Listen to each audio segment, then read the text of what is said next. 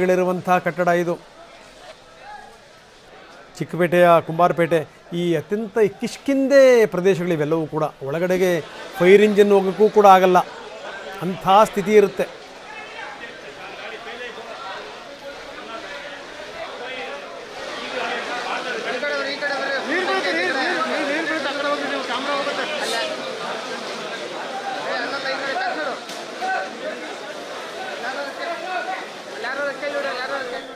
S, ನಾವು ನೋಡ್ತಾ ಇದ್ದೀವಿ ಯಾವ ರೀತಿ ಒಬ್ಬರು ತಮ್ಮ ಜೀವವನ್ನು ಪಣಕ್ಕಿಟ್ಟು ಬೆಂಕಿ ನಂದಿಸುವಂಥ ಕೆಲಸ ಮಾಡ್ತಾ ಇದ್ದಾರೆ ನೋಡಿ. ಗ್ರೇಟ್. ಇಂಥ ಜನಗಳಿಂದಲೇ ಒಂದಿಷ್ಟು ಕರ್ತವ್ಯ ಪ್ರಜ್ಞೆ, ಒಂದಿಷ್ಟು ಸಾಮಾಜಿಕ ಕಳಕಳಿ ಅನ್ನುವಂಥದ್ದು ಇದನ್ನೇ ನೋಡಿ. ತನ್ನ ಜೀವ ಅಡ ಇಟ್ಟು ಆತ ಬೆಂಕಿ ನಂದಿಸ್ತಾ ಇದ್ದಾನೆ.